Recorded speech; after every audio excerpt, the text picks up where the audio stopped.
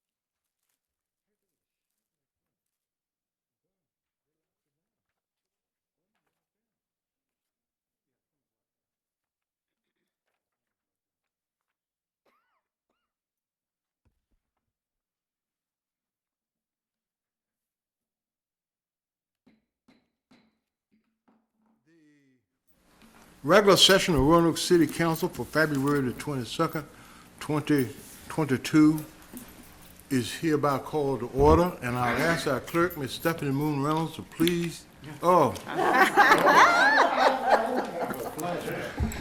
flashback, excuse me. Miss Susie McCoy. Wonderful, Susie McCoy. And I'll ask her to call the roll.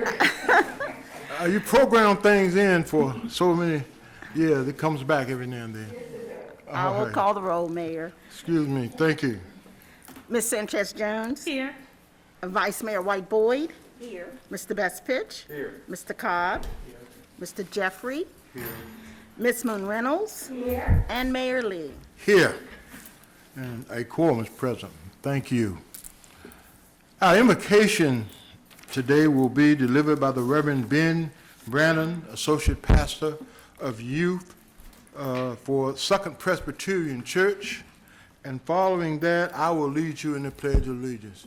Welcome, Pastor, and please stand. Remove my mask to pray. Yes, sir. Whatever you feel comfortable with. Yes, and greetings from Second Presbyterian Church. Let us pray. Holy One, who is known by many names and who is beyond all names, we ask your blessing on this time together. Bless these faithful people who have accepted the call to lead this community in which we work and play. Set this time aside as meaningful moments of something new, courageous moments of change, loving moments of the least in our community, and reflective moments of inspection and critique. May the work accomplished here today be the work of unity, that step by step, brick by brick, we may walk together in building your realized beloved community, where all people have voice and all people have a place to call home. Remind this council and all the citizens of this city that how we treat the lost and the lowly is the mark of true compassion and love. May we ask not, how can I help you? But may we ask instead, how is my liberty bound up in your liberation? Then we may join together in the work that lies ahead of us all. In our pursuit of what is right and just, may we all serve with energy, intelligence, creativity, and love in all our human brokenness. This is our prayer today and every day.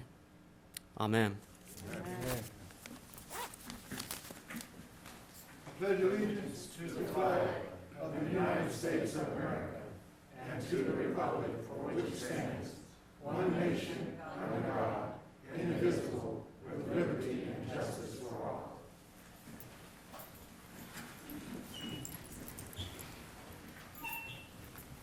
Thank you, Pastor.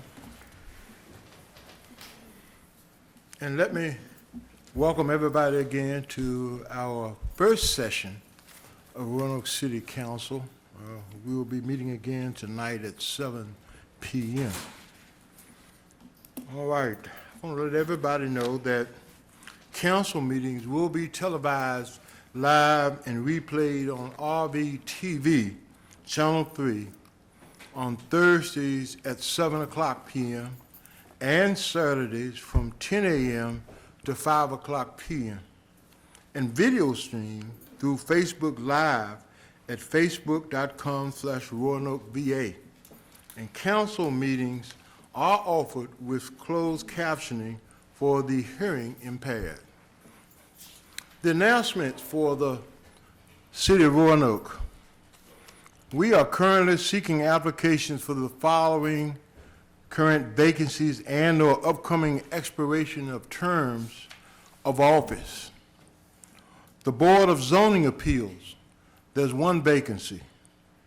Equity and Empowerment Advisory Board, there's one vacancy.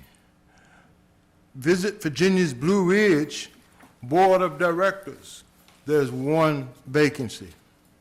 And for any and all vacancies, you can access the city's homepage to complete an online application. And we encourage any of you to do so. This council delights in citizens coming forward to serve on boards and commissions. So to help us as we govern this seven-time All-American city. The city's clerk's office is accepting applications for 2 upcoming vacancies on the Roanoke City School Board for 3-year terms of office expiring on June 30th, 2022. 3-year terms of office will commence July 1st, 2022 and end on June 30th, 2025. Incumbent school board trustees are Luceria H. Smith and Joyce W. Watkins. Application and information describing the duties and responsibilities of trustees of the Roanoke City School Board are available on the City of Roanoke's webpage, and that's www.roanokeva.gov, or applications may be obtained by contacting the city's clerk's office, Ms. Susie McCoy, and in room 456 here at the Noel C. Taylor Municipal Building, located here at 215 Church Avenue Southwest, between the hours of 8 and 5 p.m., Monday through Friday. Now, the deadline to receive applications is Thursday, March 10th, 2022 at 5 o'clock p.m. And then let me repeat that again, because as sure as I'm sitting here, application will come in after March 10th at 5 o'clock p.m. And then, you know, sometimes council members, or I'll get a call and said, you know, I whatever, they give me various reasons. But March 10th, 2022 at 5 o'clock p.m. And that's not too long. That's not far away.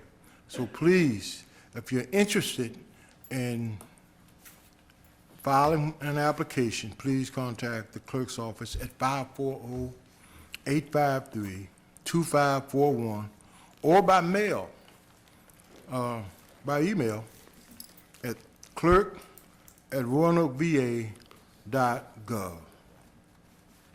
And we hope that our citizens that want to apply, please do so by the deadline. All right, we're now going to move to item 2 on our agenda.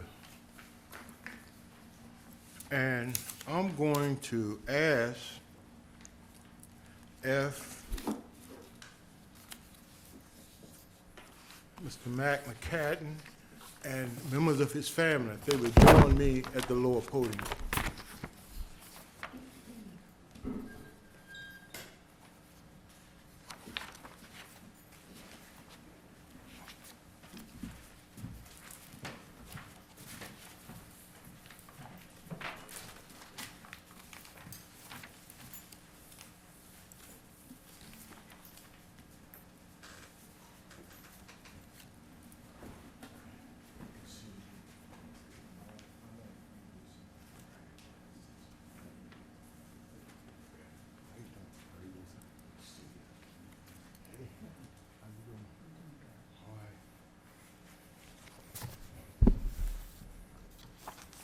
Ladies and gentlemen, we have a resolution memorializing the late Estelle Mccadden, a longtime neighborhood advocate and founder of the Virginia Statewide Neighborhood Conference and our 2008 Citizen of the Year. And she passed away on Monday, January the 31st, 2022. And a few of us had a chance to attend her funeral this past Saturday. It was I think, a very beautiful service. And any of you that live in Roanoke knows Estelle Mccadden. And as I said Saturday, I sat there on the dais, and if Estelle comes in, I'm asking somebody, what's on the agenda? Tell me, what do we got to discuss? I want to know what's going on, because I want to be prepared for Estelle when she comes. She was committed and dedicated to what she did, and we're going to miss her. And I have a resolution that we want to share in her honor. I had an opportunity to read this also at her service on last Saturday. And this is a resolution memorializing and celebrating the life of Estelle Hunter Mccadden, civic leader and champion of Roanoke neighborhoods. And not only was she the champion in this city, but for the state of Virginia and for this country, because I had a chance to attend the Neighborhoods USA Conference in Indianapolis, Indiana. And believe it or not, the folks up there, and she was on the board of directors, but the people up there knew Estelle from the standpoint of, you know, I was sort of hanging around in the lobby of the hotel, and they said it was time to go to a workshop. And I said, well, we got 15 minutes. Nobody's going to miss anybody. And they said, no, you want to get to Estelle's meeting. So she was known throughout this country, and I'm proud that she's a citizen here in Roanoke, Virginia. All right, whereas the members of council learned with sorrow of the passing of Estelle Hunter Mccadden on Tuesday, February 1st, or January 31st, 2022. Whereas Estelle Hunter Mccadden was born on April 28th, 1926 in Franklin County, Virginia, to the late Reverend W. N. Hunter and Virginia B. Hunter. She graduated from Lucy Allison High School in 1943, attended Bennett College in Greensboro, North Carolina, and in 1947, she received a BS in Home Economics and Science from Morgan State College in Baltimore, Maryland. Whereas upon graduation, Ms. Mccadden was employed by the Roanoke City Public Schools for 29 years, where she taught home economics and culinary arts, and continued to have an impact on the lives of students through her participation in the Parent-Teacher Associations of Hurt Park Elementary, Breckenridge Middle School, William Fleming High School, and the Roanoke Academy for Mathematics and Science.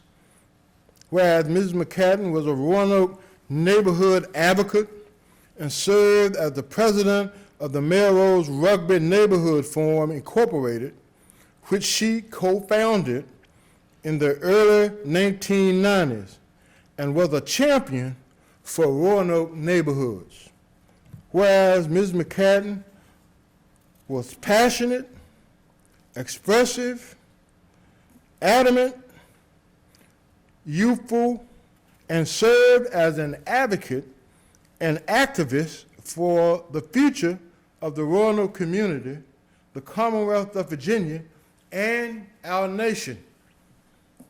Whereas at 95 years old, Ms. Mccadden continued to demonstrate her commitment to Roanoke's neighborhoods, its citizens, and community, as evident by her continued participation in neighborhoods, schools, community, and faith-based activities year after year. Whereas in the year 2000, Ms. Mccadden was instrumental in creating the annual Virginia statewide neighborhood conference, which allowed citizens across the Commonwealth to unite and share ideas, and served as its president until 2021. Whereas Ms. Mccadden served on the board of directors of Neighborhoods USA, a national organization dedicated to developing partnerships between neighborhoods, local government, and public-private agencies across the United States for more than 15 years. Whereas Ms. Mccadden was awarded many recognitions, such as the Roanoke Valley Mother of the Year for Civic Affairs in 1994, the Girl Scouts of Virginia 2019 Woman of Achievement Award, the Vision and Values Award for Teamwork from the Friendship Foundation in 2021, and was the recipient of the City of Roanoke's most prestigious award, the 2008 Citizen of the Year Award. Therefore, be it resolved by the Council of the City of Roanoke as follows. City Council will adopt this resolution as a means of regarding its deepest regret and sorrow at the passing of one of Roanoke's most prolific citizens, Estelle H. Mccadden. And we're extending to her children, Mac Mccadden, Burl Mccadden, Kevin Mccadden, and Wanda Dennis, its sincere condolences and recognizing the indelible legacy she has left for her city and fellow citizens. All right, and so, council members now, I need a motion on this resolution. Second. All right. Is there any discussion by members of council? Anybody want to say anything? All right, Vice Mayor. Thank you, Mr. Mayor. I just want to say to Mac and his family that, of course, you already know this, but Ms. Mccadden has earned a crown full of jewels. She was certainly a huge impact in the city and in the community, and we were grateful to have her. And we are truly going to miss her. We were all blessed by her presence.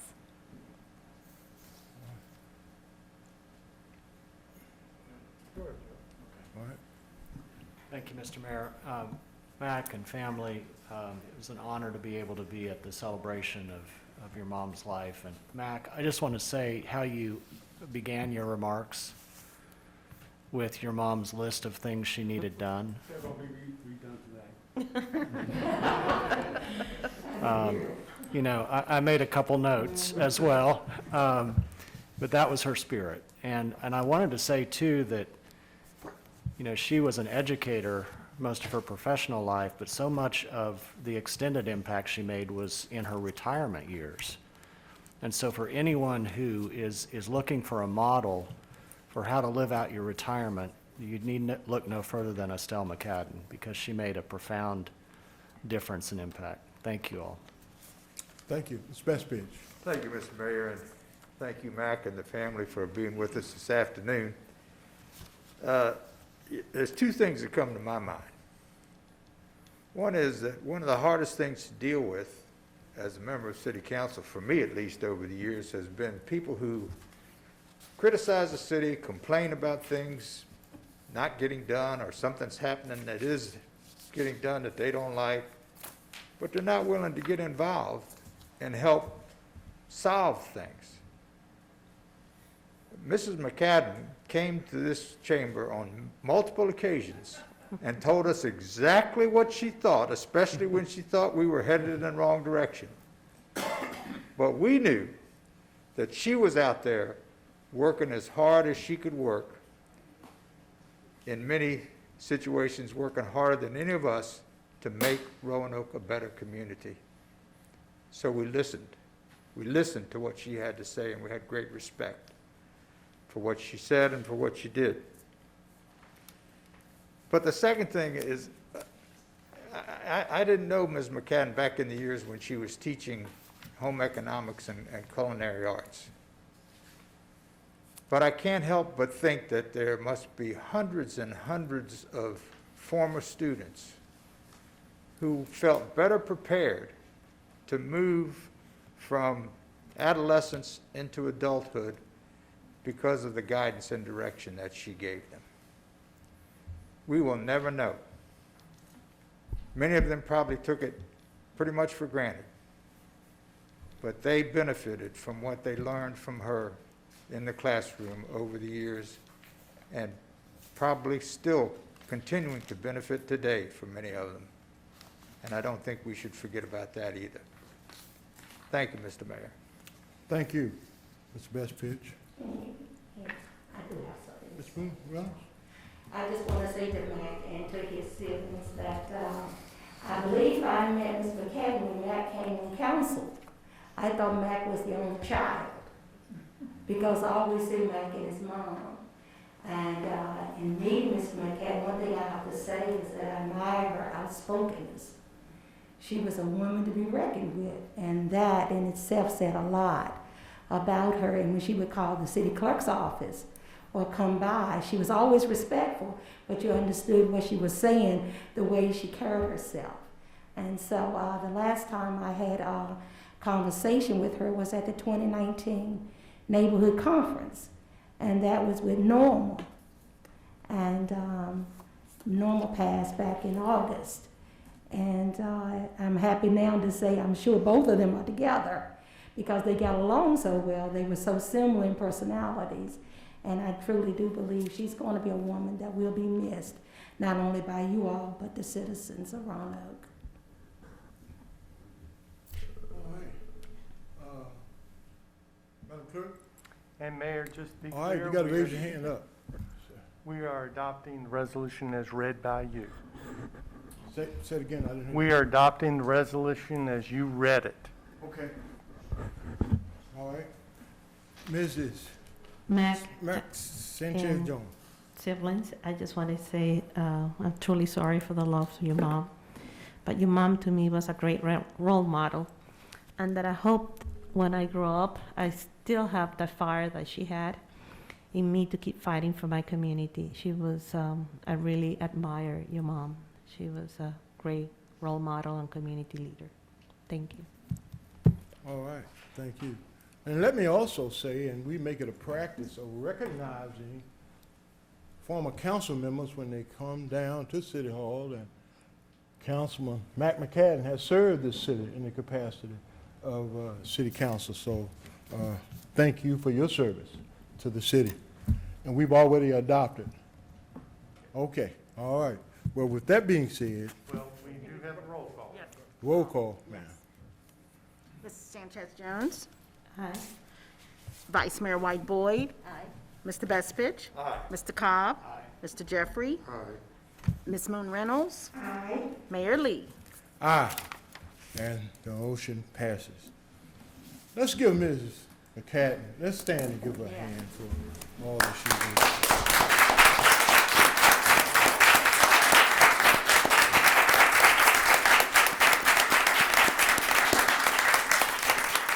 All right. And I've asked Councilwoman Mccadden to come in and introduce us to his family, and here are resolutions for everyone. All right? May I? Yes, sir. To a mayor, esteemed mayor, and vice mayor, members of city council, a city attorney, a city clerk, city manager, and staff. First of all, give honor to you for serving this city so proudly as you have. And I'm quite sure that even though my mother has some disagreements with some things, she's very pleased in the way our city was developing, and we appreciate you for that. I want to introduce my brother and my sister. My sister, who's younger than I, all of them are younger than I, is Burl Mccadden. Burl Mccadden Pritco. She resides in Los Angeles, California, and is on the, when my mother moved to Friendship, she went on with my mother. So she comes in every couple of months and stays about a month and then goes back to LA. And it's nice to have that freedom when you're retired. And my brother Kelvin just retired. Kelvin now lives in North Carolina and would come in once a month or so to do whatever mama do's that my mother had for him. And he's the kind that can work with his hands, and I'm the one that was excluded from that. And so I've always admired them so much. And my sister Wanda was not able to be here today, but of course we all thank you so much for this particular honor. And I would like to say that I'm wearing the same outfit I wore when I last was on council. I was able to pour myself in this bad boy. It's a little tight in a couple of places, but just to be able to do it, I thought was an accomplishment within itself. And I thank my mother for doing this so I could lose a pound or two to get in it. And I do so much value the time that I had here. The only thing I would like to say is that for this honor, I think it was most richly deserved by my mother. I'm not going to sit here and be shy about it. She deserved everything that was said by the mayor, and every tribute that I've received from each of you. I certainly appreciate that, and my family does also. Also, Mr. City Manager, I said it at the funeral, and I told you there was 3 things that she said the week before she passed away, and I'm going to relay them to you. And one of them was she wants someone to determine how that stoplight, traffic light, the corner of 19th and Orange Avenue why you got to sit by a CVS for 5 minutes to get across the street. She wants that sucker changed. And if you don't consider it, I'm coming back, and she may come back to haunt you. You do not want me to come back to haunt you. So please, look at that, see why the timing is so bad. Southbound from 19th Street, it's fine. Northbound, if you come out of CVS and you're sitting there and you're sitting there and you're sitting there, you're going to cause accidents because people are getting frustrated. We'll cross over that red light. We'll try to make a left-hand turn. It's not good. So I wanted you to know that. Second thing she said was, who in the world designed that? I won't say what she said, but why at the corner? I want you to relook at 10th Street. That light, that 460 going east-west is a state highway, and it's causing backups east-west back to 16th Street at the time of people getting off from work. That backup is terrible. If you could redesign how you do that, she would love to see that. Lastly, the alleyway between 20th Street, 19th Street and between Carroll and Mercer, and 22nd Street between Carroll and Mercer is grandfathered into the city, and it needs to be taken care of. We've done our part, cut back the trees and the branches and everything that overhang, but you haven't done your part in terms of making sure. Many of us have to go that way to get to garages where our homes are located. It was grandfathered in. So she would like you to do that, and if you don't look at that, I guarantee you she'll be back here. And I'll just keep it brief because you have other things you want to do, but my family and I, we certainly appreciate how you treat my mother. My mother was the type of person that, and I will say it here, like I said in the newspaper or whatever, she's the only person I know that could tell you to go to hell, and you say thank you. And I would like to thank you all for this.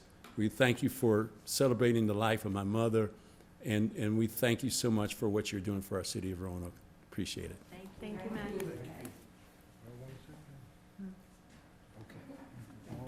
Thank you so much, Mayor. Thank you. Let's give them a hand again.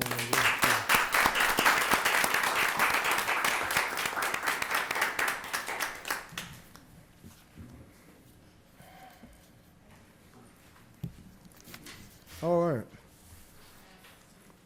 We have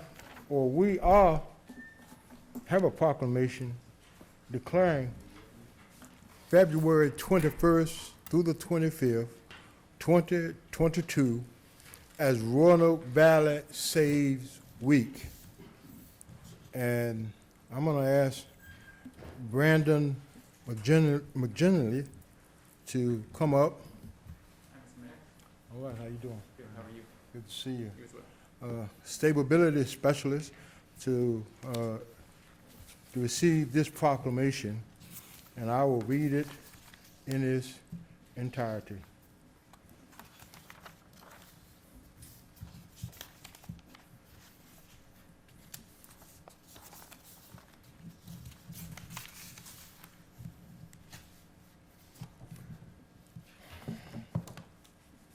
Roanoke Valley Saves Week. Whereas personal and household savings is fundamental to Roanoke's stability and vitality, whereas adequate emergency savings, retirement funds, and reasonable debt-to-income ratios are critical components of personal financial security.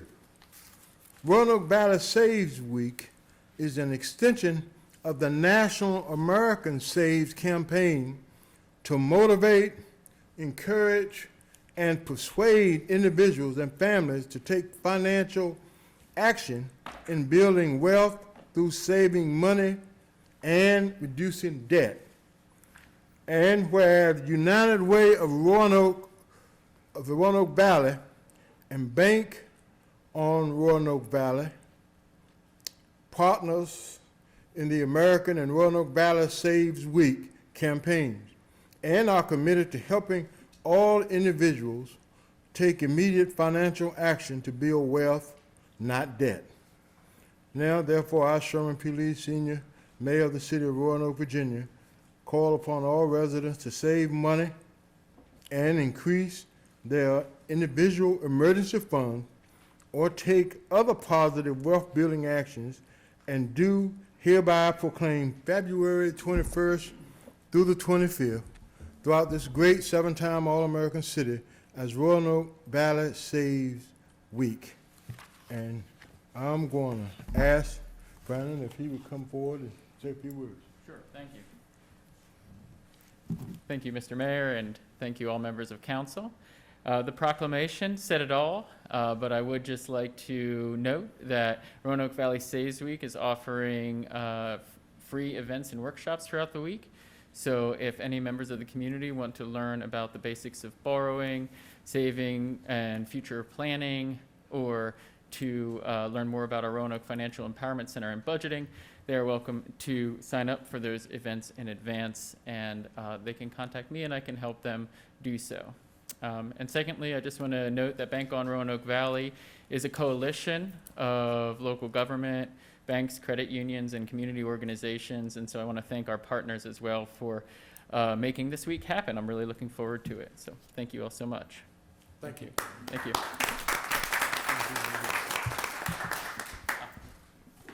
Okay.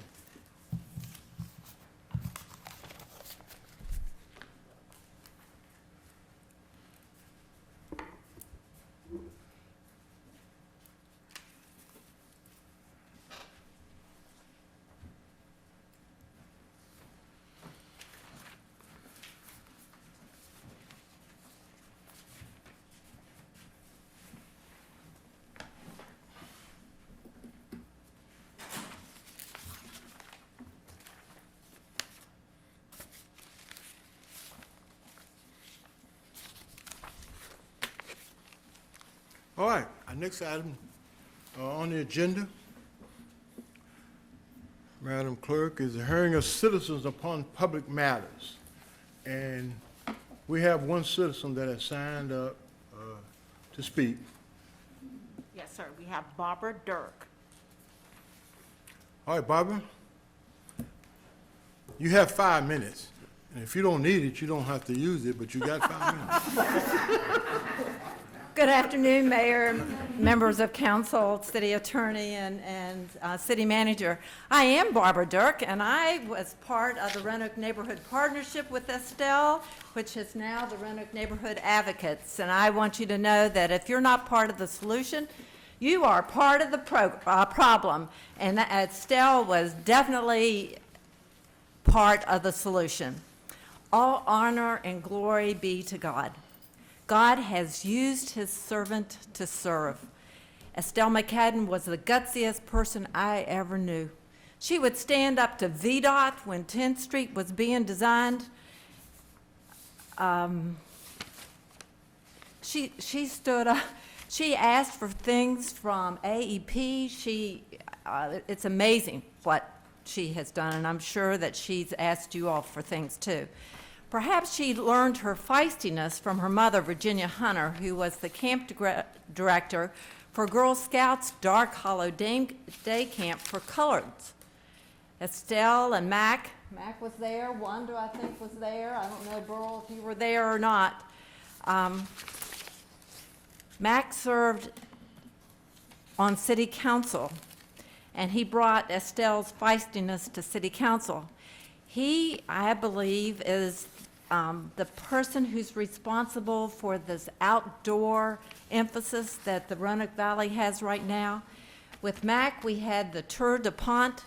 Lance Armstrong rode right through downtown Roanoke. He included the start in Salem and included the whole community in that event. I attended Estelle's service on Saturday, and I want you to know her power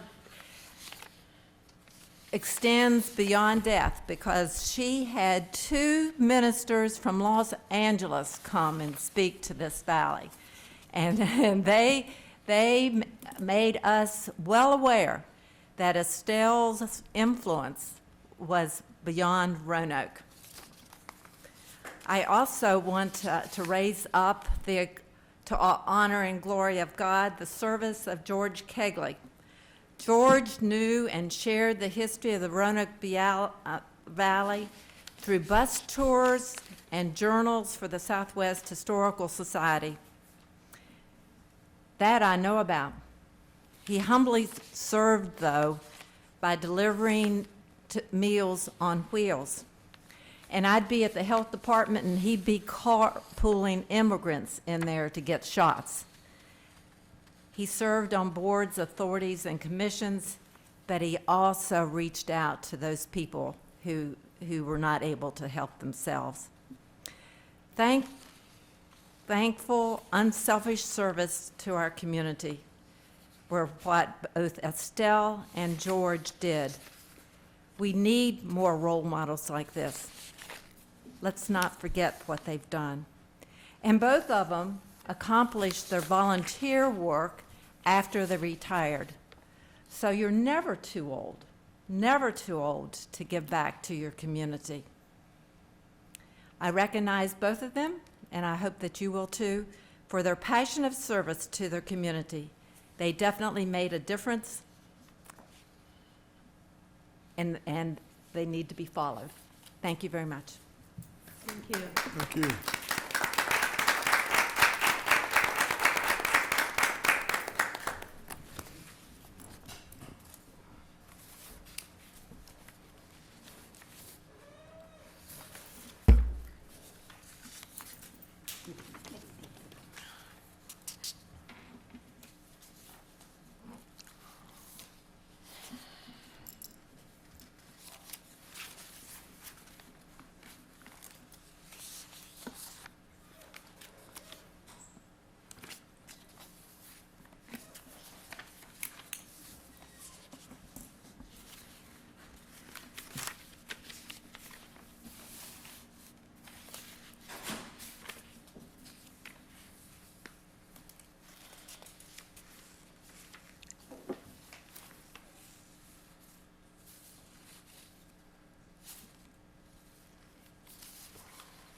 All right, we're now down to the consent agenda.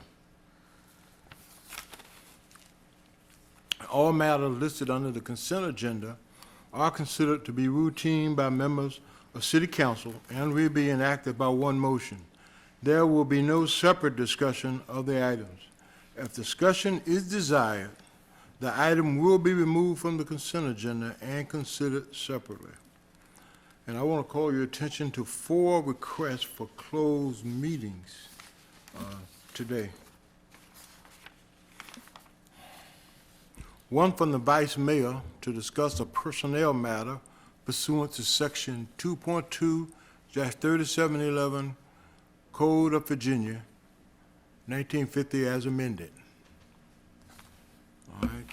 Also, there are 3 request for closed meetings from the city manager to discuss the disposition of city-owned property containing 67 acres located at Countryside, the acquisition of property, specifically Mill Mountain Campground, and the disposition of city-owned property located on Wells Avenue Southwest, where discussion in an open meeting would adversely affect the bargaining position or negotiating strategy of the public body. Pursuant Mayor, to... on that item, sorry, on that item, it should be northwest, not southwest. Oh, yeah, Mr. Spencer reminded me, it's northwest. Northwest, Wells Avenue Northwest, where discussion in an open meeting would adversely affect the bargaining position or negotiating strategy of the public body pursuant to Section 2.2-3711 Code of Virginia as amended. All right. Is there a motion for approval on the consent agenda? Consent. Madam Clerk, please call the roll. Ms. Sanchez Jones. Aye. Vice Mayor White Boyd. Aye. Mr. Bestfitch. Aye. Mr. Cobb. Aye. Mr. Jeffrey. Aye. Ms. Moon Reynolds. Aye. And Mayor Lee. Aye. And the consent agenda has been approved. All right.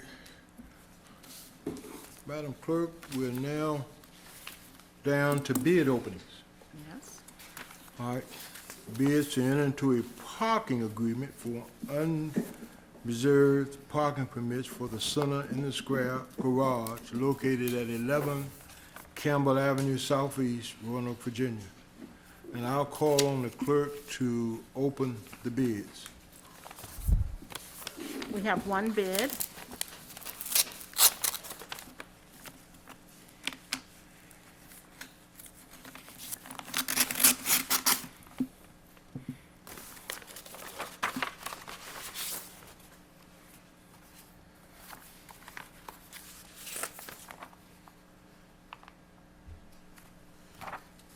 Okay, this bid is from J.S. Masters Tenant LLC, doing business as the Liberty Trust, proposes and agrees, if its bid is accepted, to enter into and be bound by the parking agreement of unreserved parking permits for the City Center in the Square Garage.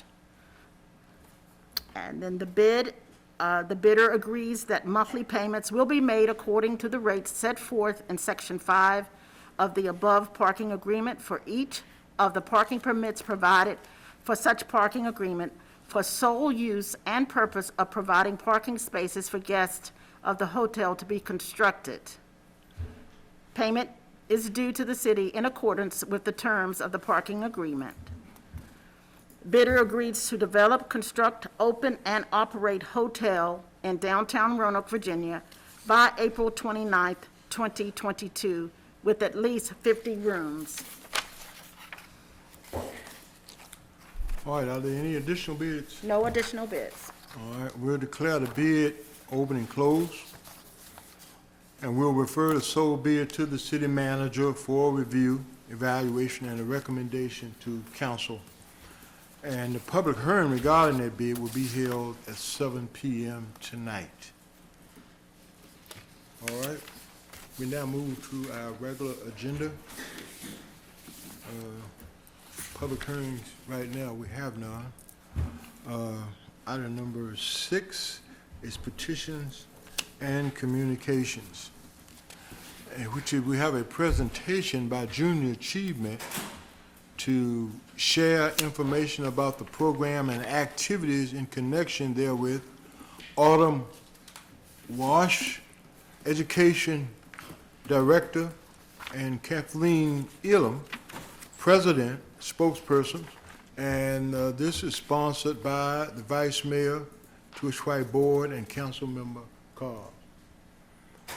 All right, and welcome, and you all have at least 10 minutes. If you go on, we'll give you a little more, but at least 10 minutes. Thank you.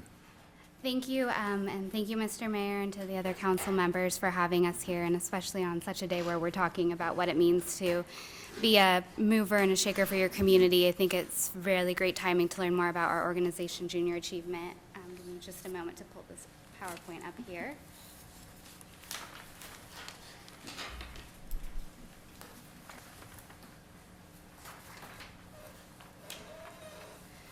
So, yes, my name is Autumn Weish, and I'm here representing Junior Achievement as our Education Director. JA, or Junior Achievement, is a national and global organization. We're dedicated to giving young people the knowledge and skills that they need to own their economic success. So helping them plan for their futures and make smart and financial and academic choices moving on to whatever career pathway or pathway that they may choose. So.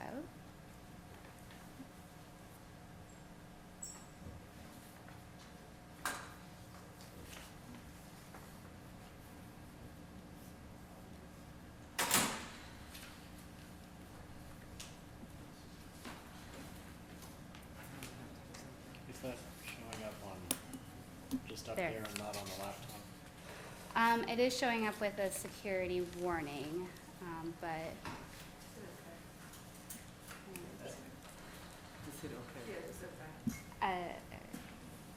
It doesn't give me that option. Mine is different than what you're seeing on the.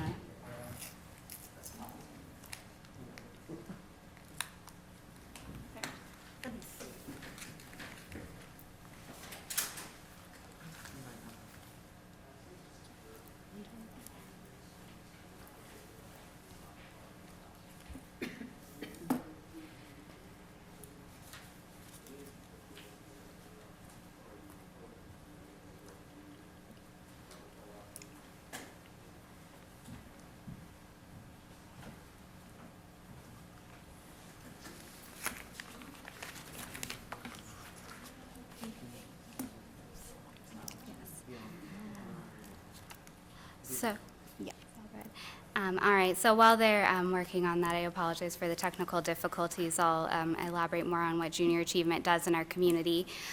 We are, like I said, a national and global impact organization, but we specifically in Junior Achievement of Southwest Virginia, we serve 17 counties, across Southwest Virginia area. We work with students who are in the ages of K through 12 to prepare them for their future and to help them, like I said, own their economic success. We work with 3 categories of financial literacy, work and career force readiness skills, and entrepreneurship skills. So we try to meet them as young as they are and get them ready to give back to their community and make a difference and prepare them and, you know, get them ready for that next chapter, whatever that is. And, you know, when you hear K, you may think, oh, that's so young. But one thing that we hear from our volunteers the most is, I wish I had known that when I was young. And so getting to work with our volunteers about teaching needs and wants and those sorts of things is great. Junior Achievement, we use the pathway approach with our students. So you will continue to grow and develop on the skills that we teach you in grades K all the way up through 12. We like to say you don't just learn, you know, writing once, or you don't just take a English lesson once or a grammar lesson once. So why would you do that with an economic lesson? You're going to want to develop those skills well past that one time and one lesson, and continue to grow on those skills and to continue to grow with those different opportunities. So with that, we have several different programs in Junior Achievement, each one building on the other. Our K through 5 programs are JAR Families, JAR Community, JAR City, JAR Region, and JAR Nation. So as soon as those K through 5 age ranges, we are teaching them young how to give back to their community, how to differentiate, like I said, a need versus a want, what it means to buy, save, spend, earn, and donate. We're giving them these tools and economic principles to not only make a difference in their lives, but make a difference in the lives around them. So, let's see, let's see. I will go ahead and, again, I apologize about the technical difficulties.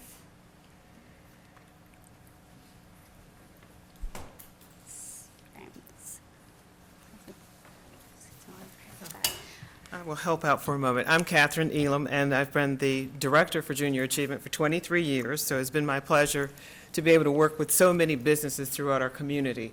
And one of the things that we want you to recognize, and what we hope that you'll help us do, is that Junior Achievement exists because of our program delivery. And that is that we go into the community, we train individuals from all businesses, big and small. We hope to get the retired core, which is very engaging right now. And we give you about a 40-minute orientation, and then we have a kit that most of the materials comes from. With the pandemic that we have just come through, we've been able to convert a lot of those materials to digital resources. And as a result of that, we are, hopefully won't have this kind of challenge, but we do know that we are there to be on the screen, to be able to be with our young people and encourage them to look at what high growth and high impact jobs that are existing within our Roanoke Valley and within the footprint we serve of the 17 counties. So again, we feel very fortunate that we have been able to continue to have those partnerships with those that are our top employers in the community. We also recognize the fact that with the materials we have, that they are very age appropriate. They are on a review every 3 years by a team of researchers and developers to make certain that the materials and content of that information is current. If there is anything that changes within our nation, within our region, in terms of economic impact or anything else that's a major event, we normally have a team that comes together very quickly that works with each region to create either a white paper or some type of supplementary material that can go out with our volunteers so that we can keep it very relevant. As you can well imagine, during the pandemic, most of the children were like, okay, will we get money? How will we get paid? What's going to happen now that we don't have family members working? So we were able to kind of allay some of those fears with the idea that we could give them exercises to do. And not only that, we were able to provide materials that families could use while they were at home with their young people, because so many were now working from home. So together, we hope this is a family event. Junior Achievement in Southwest Virginia is in its 64th year of operation. And it's only because of the people and the partners that we've had over the years. We too have had to change. We had a lot of major employers, as you all remember, Allstate and Advance Auto Parts and others who were very big in lending their workforce. So we've now gone to more startups to help us get the work done. We've looked at more of our small businesses and, more importantly, how important entrepreneurship is to our existence. We like to give the example, oftentimes, if you would think about the telephone and how it's evolved. We know that we had all these party lines at one time, you had the rotary dial, whatever it may be, to the point that now we're all carrying those devices with us, as well as when we look at computers. We always ask those students to guess how large the biggest computer was, and most of them could tell. It filled up a room. You had the punch cards. I'm old enough to remember some of that being done.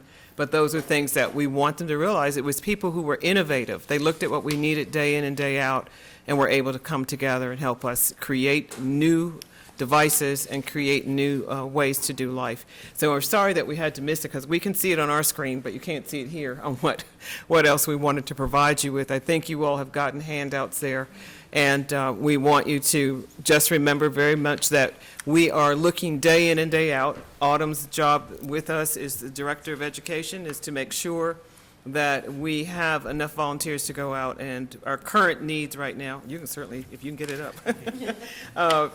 Current needs that we have right now are going to be in Westside Elementary School. We also need at Lincoln Terrace. We've worked with them. We're also working with Grandin Court. So we have quite a few that are coming up in this month, and then we continue throughout the year until school closes. So we usually have in front of us probably requests for, good 50 to 60 different courses as we go forward, and we do extend to the New River Valley as well. Do you have anything on it? And Autumn was able to help us complete a project that we just did not long ago, which was called the JA Inspire Virtual Career Fair. And so that was another option for our young people who were not able to get out necessarily, but could go online and visit. And that is a site that's still open now through May, so that they can go ahead and be able to make the visits to different employers, find out what's needed yet. So we do realize that as we embrace the technology, that JA will change slightly in terms of its program delivery and what we have to do. But we are looking, again, for volunteers who like to go in person, as well as those who don't mind using the technology to deliver our content. So. Yes, and I'll also elaborate on what Catherine was saying, that we are very, we made it work. I appreciate your patience, and I appreciate the help while we go through that. I will go ahead and now let's try our luck with the video.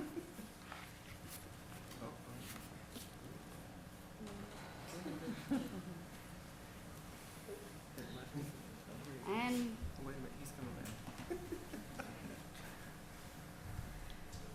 I don't know. I feel like he would be handy with all the technology issues that we seem to be facing in the virtual. Yeah.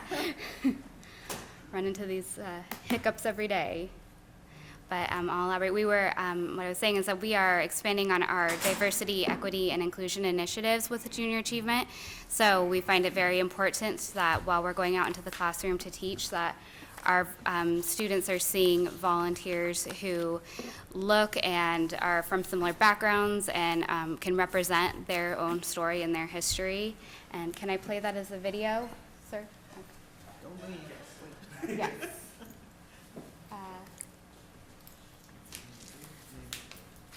Well, I'm just going to go ahead and not push my luck again with that one. But, so like I was saying, we are committed to empowering all of our students. So we are a positive, enriching learning experience. So we're free of bias, and we promote greater economic opportunity and equity. So like I was saying, we are making sure that volunteers see representation. We believe representation matters. Whether that be through age, race, religion, gender, national origin, disability, sexual orientation, any of these things, we want to make sure that our students are seeing people and role models and heroes in their community that they can look up to and that they can model themselves after. We want to ensure that every student, regardless of their zip code, race, gender, or socioeconomic status, have these accesses to these advanced learning opportunities that sometimes they do not receive. We think it's important and really a big step in bringing together inclusion and bringing together our community and our students, starting young with these DEI initiatives and making sure that they have these accesses. Our JA curriculum is offered in both English and Spanish, and we are also committed to being a 508 compliant organization, meaning that any person with a disability should be able to access our materials here. If you have issues with hearing, seeing, anything like that, we want to make sure that this is completely accessible for any student, no matter who they are, bottom line. So I'll also share some statistics that some did you knows here that I'll read off of our screen, that 51% of JA alumni say that they have worked in the same job or career that they see from their volunteers.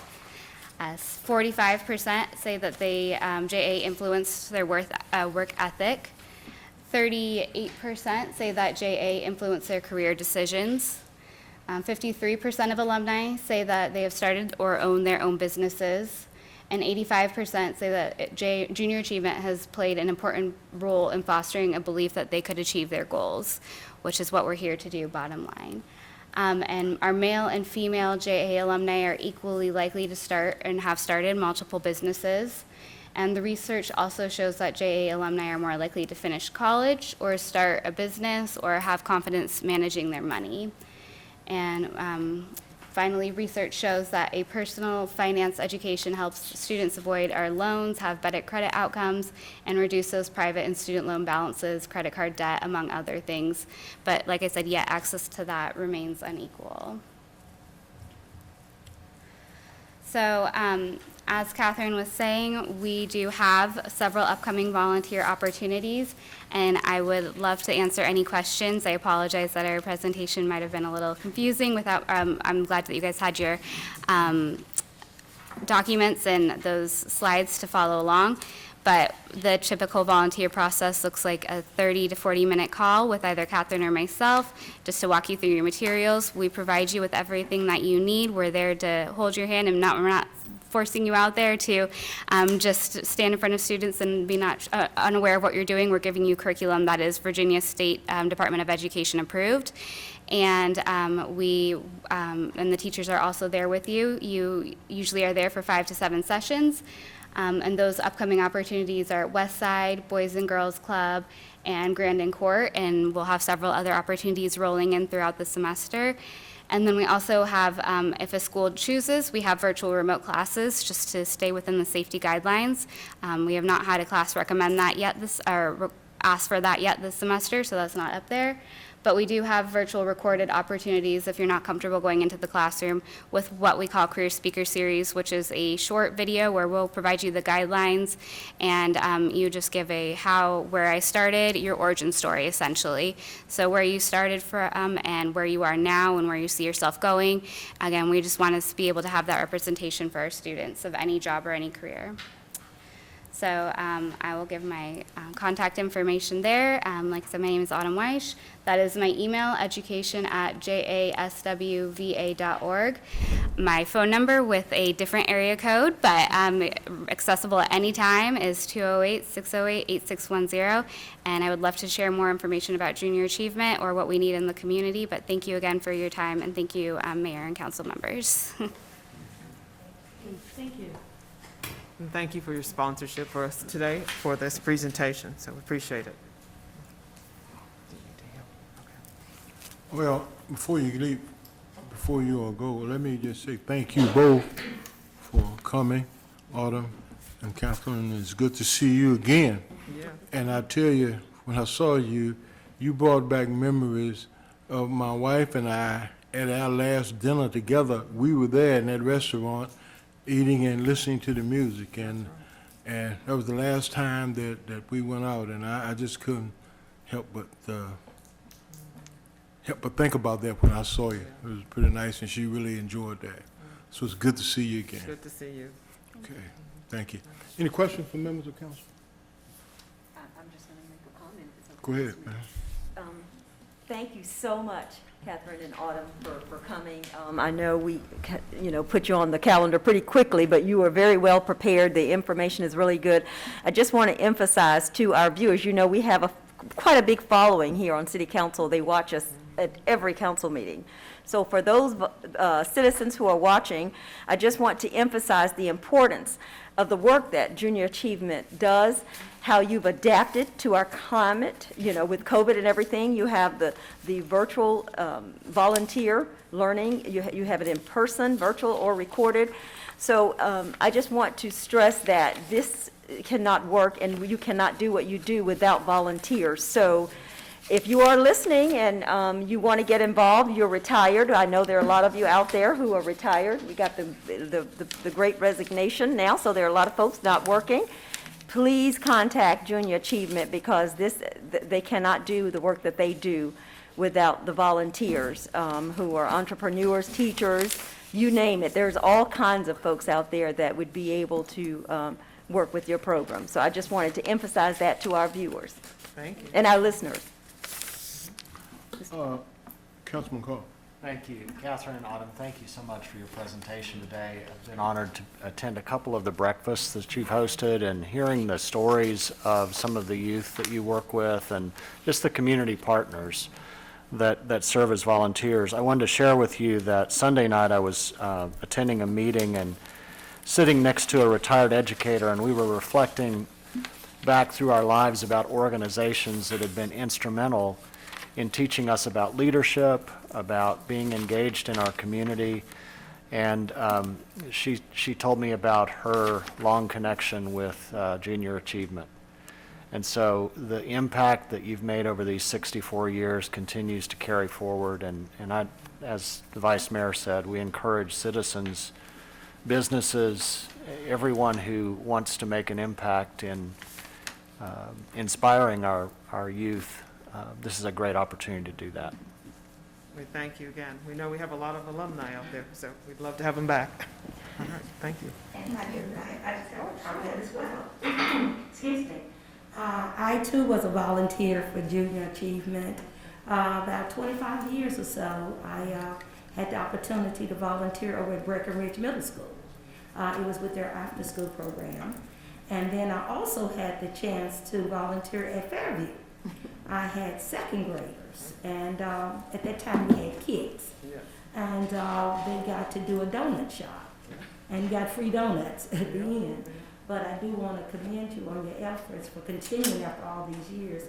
And I would like to hope that at the time when I did Fairview, the city was allowed, employees were allowed to use city time to go out to be able to volunteer because you all was, I guess, seeking volunteers. And Darlene Burton, who was the city manager at that time, opened it up so that any employees that were able to go or willing to go could assist in volunteering for Junior Achievement. But it was a great experience. Thank you. All right, thank you. All right, we're down to item number 7 on the agenda, reports of city officers and comments of the city manager. Item 7A1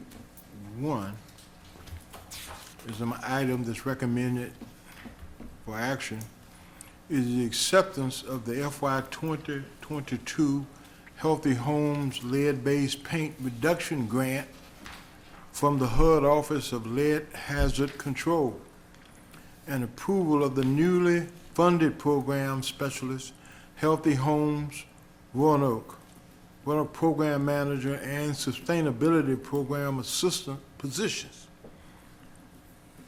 There's a resolution. Move the resolution. Second. Madam Clerk, can you read the title paragraph for this item? A resolution authorizing the acceptance of the Healthy Homes Production Fund grant from the United States Department of Housing and Urban Development's Office of Lead Hazard Control and authorizing execution of any required documentation on behalf of the city. All right. Is there any discussion among council members? Vice Mayor? Bob, I guess I'll direct this to you initially. Is this the most recent grant that also includes mold mitigation? It is the same Okay. program, right? Yep. I'm glad to hear that because I know about a year ago, CHIP of Roanoke Valley, which serves a number of households with small children. We're very concerned about mold issues in some of the housing developments, and so I hope that as one of the partner organizations, we can make sure to reach out to them and coordinate with some of their families about this issue. Yeah, the intent of the program is to take the success that we've had with the lead hazard abatement program and expand it beyond just lead as being those other issues that are inside homes that affect the healthiness of those homes. So certainly will. Thank you. Thank you. My question is, how do people get connected to this? Because I've had a number of citizens who live in apartments that there's a lot of mold in some of these homes that people stay in, and I think they look like, to me, unlivable conditions. How do you make that transition to get them? What do they need to do to become available? Sure, for and this? this program will just will be starting, so we've not had a program before to address those issues other than lead, but I'm actually going to ask Keith or somebody to come up and talk about how this one would actually, how you would access the program as it starts to unfold and stuff. Okay.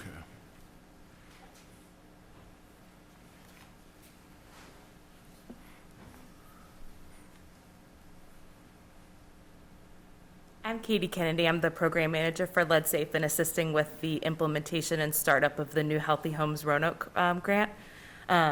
We are still in the startup phase, so we're not accepting applications yet, but the Healthy Homes Roanoke is going to be a collaborative between several other of our housing partners, TAP, Renovation Alliance, Blue Ridge Independent Living Center, and we're going to be partnering with Carillion and Roanoke Gas as well. So there'll be several entry points for families to get connected. And unlike the Lead Safe grant, you do not have to be a family with a child 5 or under. It expands the criteria, so anybody in the city of Roanoke can participate.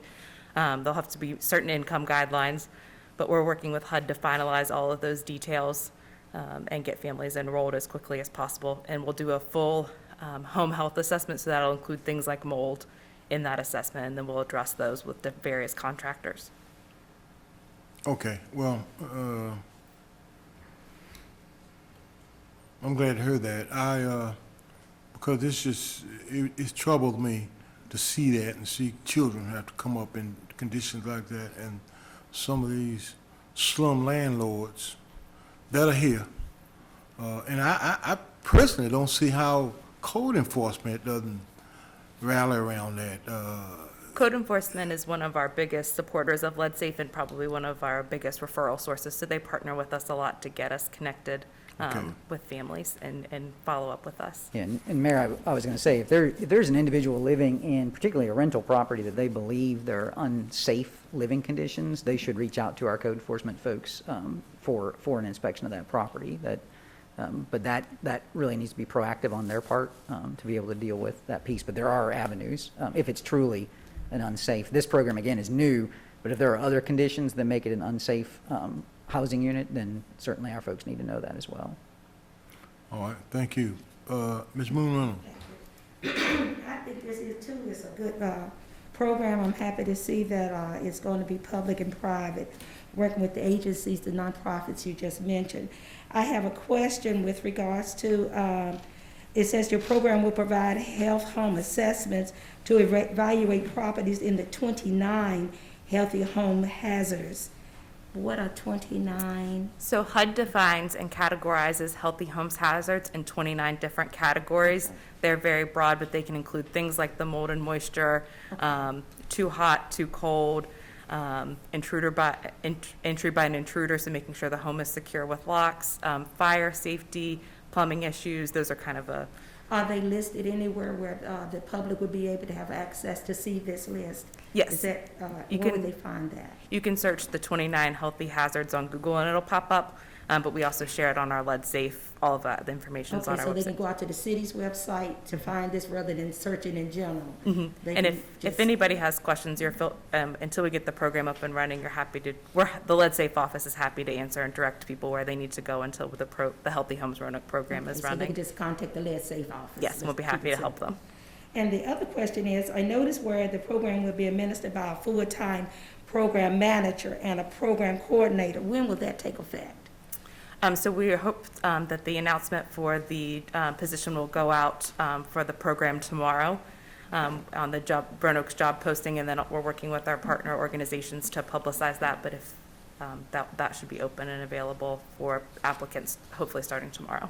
And will those two positions be here in the city, in the Lead Safe office or another office? They'll be City of Roanoke, and they'll fall under HUD Community Resources, which is where Lead Safe also is housed. Okay, that was all I had. Thank you. You're welcome. All right, thank you. Any further questions or discussion from members of council? Hearing none, Madam Clerk, would you call the roll, please? Ms. Sanchez Jones. Aye. Vice Mayor White Boyd. Aye. Mr. Bestfitch. Aye. Mr. Cobb. Mr. Jeffrey. Ms. Moon Reynolds. Aye. Mayor Lee. Aye, and the resolution passes. Thank you. We have a budget ordinance. Move the urgent. Second. Thank you. Clerk, Madam Clerk, could you read the title paragraph? An ordinance to appropriate funding from the United States Department of Housing and Urban Development for the Healthy Homes Production Grant and amending and reordaining certain sections of the 2021-2022 capital projects and grants fund appropriations and dispensing with the second reading by title of this ordinance. Is that the proper budget ordinance for this item? I could be wrong. I missed it. This is Healthy Homes, Yes. out of the Department of Environmental Quality and the Virginia Economic Development Partnership. This one says United States Department of Housing and Urban Development. The other, Tim, that other one you're talking about is in the next item. It's in the next item, okay. Oh, so maybe they're switched around. Let's see here. Yes, they are. So let me read this ordinance that we should adopt. An ordinance appropriating funding from the Department of Environmental Quality and the Virginia Economic Development Partnership. No, right. That's not right either? It's 781. Okay, the Healthy Homes is It's the proper. Healthy Homes.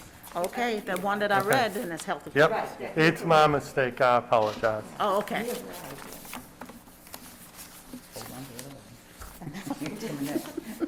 Any further questions or comments? Madam Clerk, call the roll, please. All right. Ms. Sanchez Jones. Aye. Vice Mayor White Boyd. Aye. Mr. Bestfitch. Mr. Cobb. Mr. Jeffrey.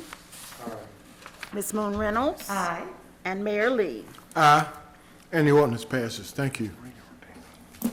Item number 2 is the acceptance of the Virginia Brownfields Restoration and Economic Development Assistance Fund grant from the Virginia Economic Development Partnership and Department of Environmental Quality for continued brownfield remediation. There's a resolution. Move the resolution. Second. Madam Clerk, can you read the title paragraph, please?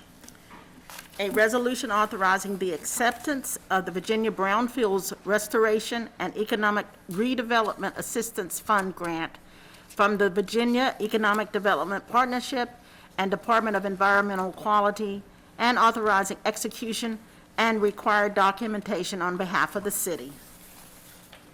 All right, is there any discussion or comments from members of council? Madam Clerk, please call the roll. Ms. Sanchez Jones. Aye. Vice Mayor White Boyd. Aye. Mr. Bestfitch. Mr. Cobb. Mr. Jeffrey. Ms. Moon Reynolds. Aye. And Mayor Lee. Aye, and the resolution passes. Thank you. There's a budget ordinance. Move the budget ordinance. Madam Clerk, please read the title paragraph. All right, I believe this is the right one. An ordinance appropriating funding from the Department of Environmental Quality and the Virginia Economic Development Partnership for environmental site assessments and related planning and development, amending and reordaining certain sections of the 2021-2022 grant fund appropriations, and dispensing with the second reading by title of this ordinance. All right, any discussion with members of council? Hearing none, Madam Clerk, please call the roll. Ms. Sanchez Jones. Vice Mayor White Boyd. Mr. Bestfitch. Mr. Cobb. Mr. Jeffrey. Ms. Moon Reynolds. And Mayor Lee. Aye, and the ordinance passes. Thank you.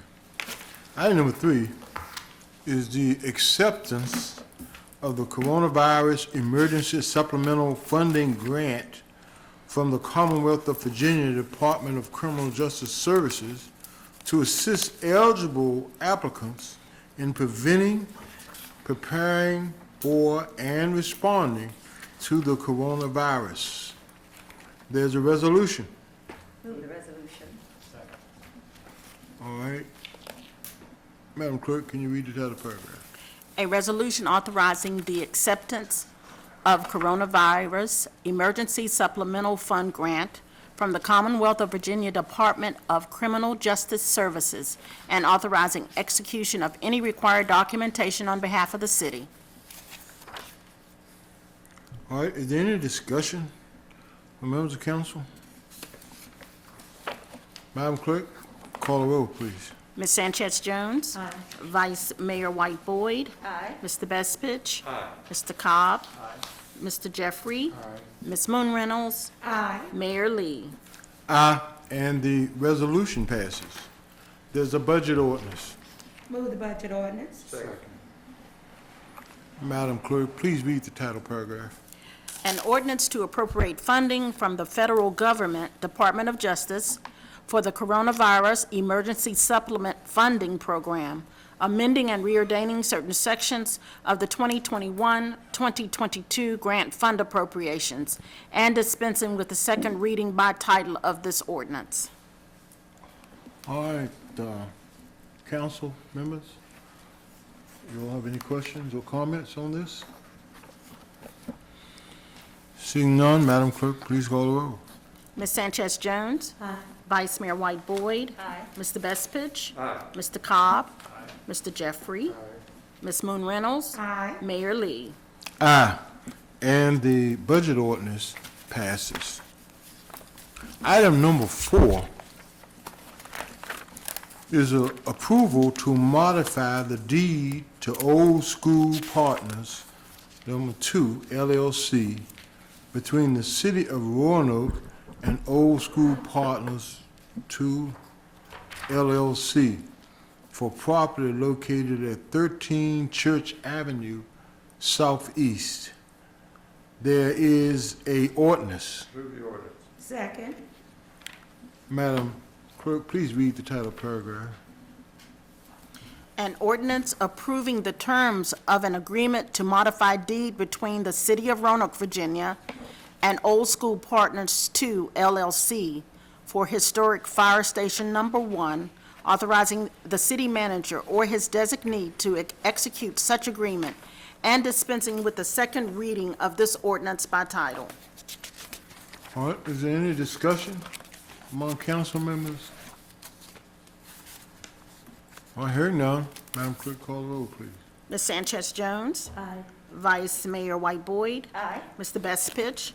Mr. Cobb. Mr. Jeffrey. Ms. Moon Reynolds. And Mayor Lee. Aye, and the ordinance passes. Thank you. Item number 5 is approval of the Roanoke, Virginia Strategic Plan 2022 to 2023. There is a resolution. Move the resolution. Second. All right, Madam Clerk, please read the title paragraph. A resolution adopting the Roanoke, Virginia Strategic Plan 2022 through 2023. This is the 2022 strategic plan. All right, is there any discussion or questions from members of council? No further just to get any questions. I just have one quick question, Mr. Mayor, if you don't mind. Mr. Powell, would the strategic plan, will it be updated our It website? will, and actually, the version that you have is currently up online right now in the agenda packet, but we will be moving it and replacing the other guy. I say replacing, the other one will still be on there, but this will be on as additionally. Yeah. Thank you. All right. Any other comments or questions? Madam Clerk, call the roll. Ms. Sanchez Jones. Aye. Vice Mayor White Boyd. Aye. Mr. Bestfitch. Mr. Cobb. Mr. Jeffrey. Ms. Moon Reynolds. And Mayor Lee. Aye, and the resolution passes. All right, item number 6 is the appropriation of funds in connection with bonuses for state compensation board funded sworn positions in the sheriff's department. There's a budget ordinance. All right, Madam Clerk, read the title paragraph, please. An ordinance to appropriate funding from the Sheriff Compensation Board revenue estimate for the bonus of state compensation board sworn positions, amending and reordaining certain sections of the 2021-2022 general fund appropriations, and dispensing with the second reading by title of this ordinance. Are there any discussions on this? I have a question, Mayor. Yes, sir. Yeah, I'm not sure who would be able to answer this question, but I was just wondering, is this the same compensation board that would offer any possible bonuses to our police department if that were warranted? No, it is not. You may recall that the governor, this was Governor Northam, authorized sometime back last year an increase in pay, a bonus to sheriff's deputies.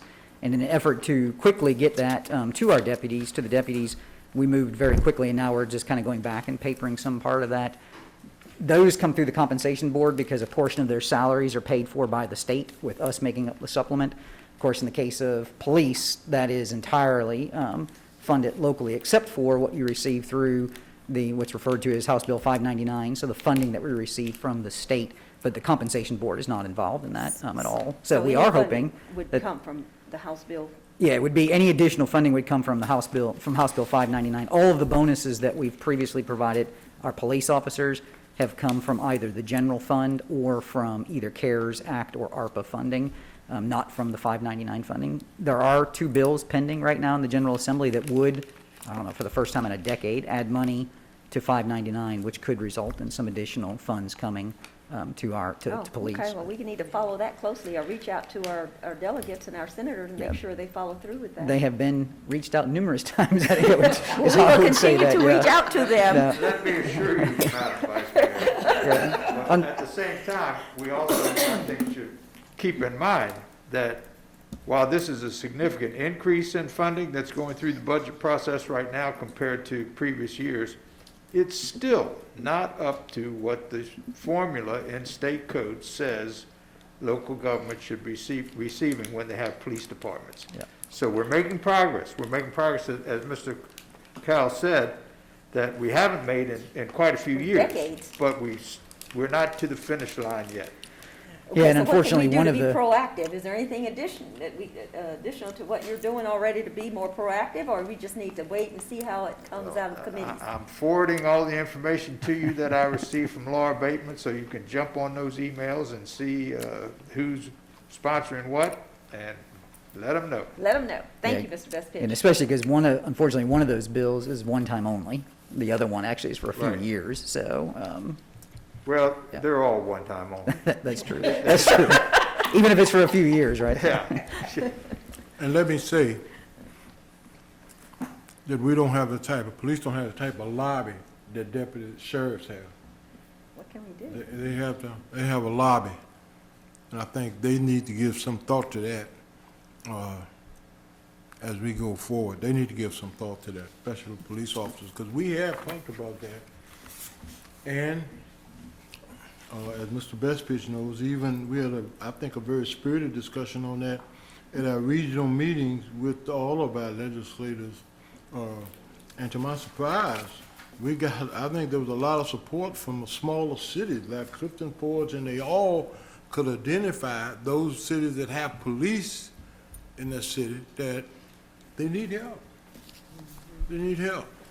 And the good news with this item, of course, is it allowed us, along with the compensation board, an opportunity to provide much-needed pay increases also for the sheriff's deputies. So that's also beneficial for this item. And again, those have already been provided. This is just actually closing the loop on what's been provided.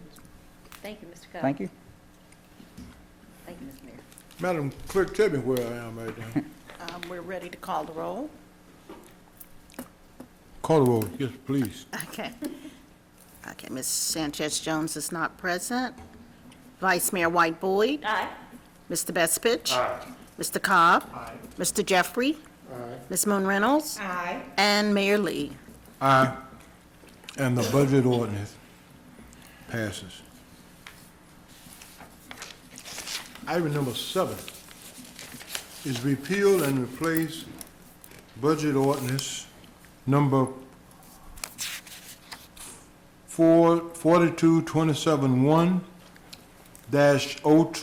42271-020722 to change the appropriation fiscal year from 2022-2023 to 2021-2022.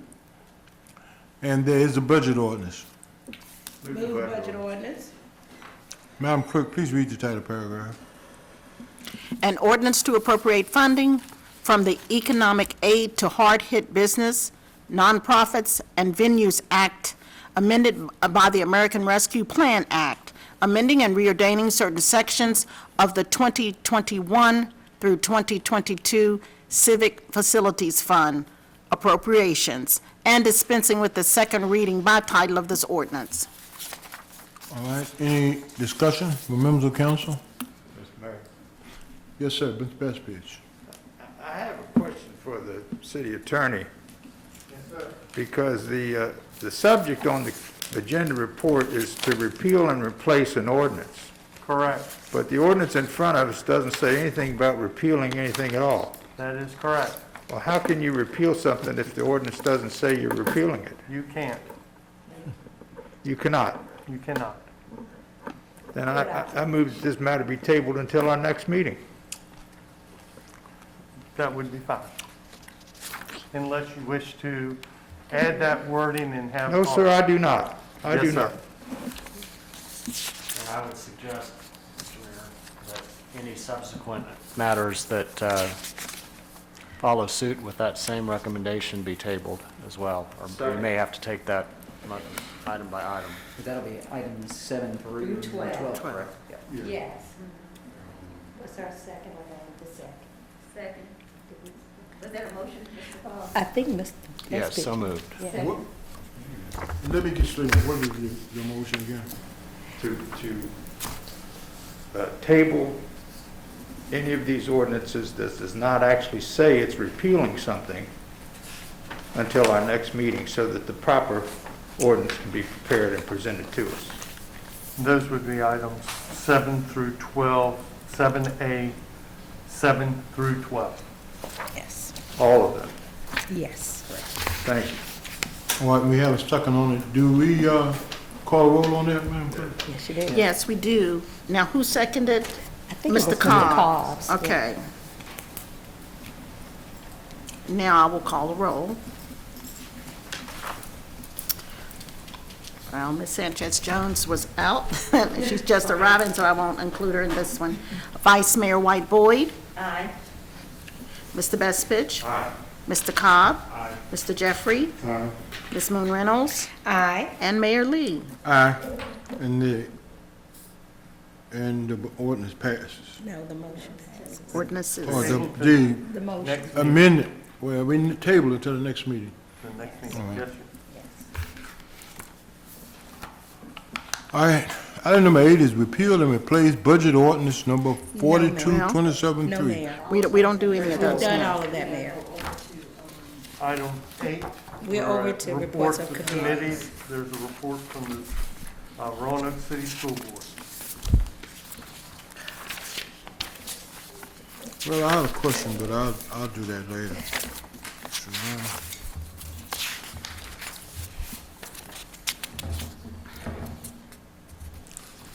All right, I'm going to recognize the city manager for comment. I have no comments, Mayor. You Thank have you. no comments? No, nothing to add. Thank you. All right. All right, item number 8A is report of the Roanoke City School Board requesting appropriation of funds for various educational programs, and report of the city manager recommending the council concur in the request. Donna Caldwell is the director of accounting, is the spokesperson. There's a budget ordinance. Second. Madam Clerk, read the title paragraph, please. An ordinance to appropriate funding from the Commonwealth, federal and private grant for various educational programs, amending and reordaining certain sections of the 2021 through 2022 school grant fund appropriations, and dispensing with the second reading by title of this ordinance. Okay, any discussion? Madam Clerk, please call the roll. Ms. Sanchez Jones. Vice Mayor White Boyd. Mr. Bestfitch. Mr. Cobb. Mr. Jeffrey. Ms. Moon Reynolds. Aye. And Mayor Lee. Aye. And the budget ordinance passes. All right, item B is a report of certain authorities, boards, committees, and commissions in which the city council serves as liaisons or appointees. Are there any comments by members of council? All right, seeing none, we'll go down to item number 9. There's no unfinished business. Item number 10 is introduction and consideration of ordinances and resolution. 10A is a resolution memorializing the late retired Lieutenant Colonel Carl E. Swain Sr., former member of Roanoke City Council and civic leader in improving the city of Roanoke, who passed away on Friday, December the 31st, 2021. There is a resolution. Move the resolution. All right. Madam Clerk, please read the title paragraph. A resolution memorializing the late retired Lieutenant Colonel Carol E. Swain Sr., former member of Roanoke City Council and civic leader who served the citizens of Roanoke with distinction. All right, any discussion? Let me say one thing. When I was on the school board and I had to come before Colonel Swain, if people now think they're getting tough questions, they should have been back then applying for the position of the school board, because Colonel Swain would have some good questions, especially some two-part questions based on what your answer was. And so that was very challenging, but he served on city council, and he's very active in some things in the community, and I'm pleased and proud to have known him during his service to the city of Roanoke. With that being said, Madam Clerk, I'll ask you to call the roll. Ms. Sanchez Jones. Vice Mayor White Boyd. Mr. Bestfitch. Mr. Cobb. Mr. Jeffrey. Ms. Moon Reynolds. And Mayor Lee. Aye. And this resolution will be mailed to the family of Colonel Swain. May he rest in peace. All right, item number 11 is motion and miscellaneous business, inquiries or comments by the mayor or members of the city council.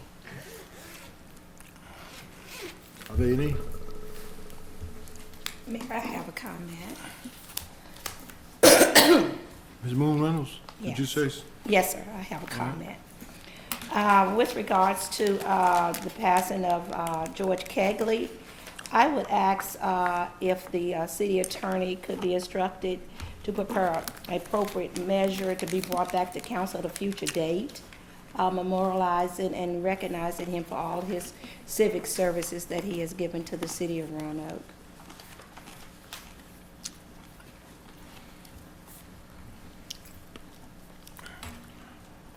Was that a comment, or you were asking I was Candy, just or? saying with the concurrence of council, if the city attorney could prepare an appropriate measure memorializing George Kegley.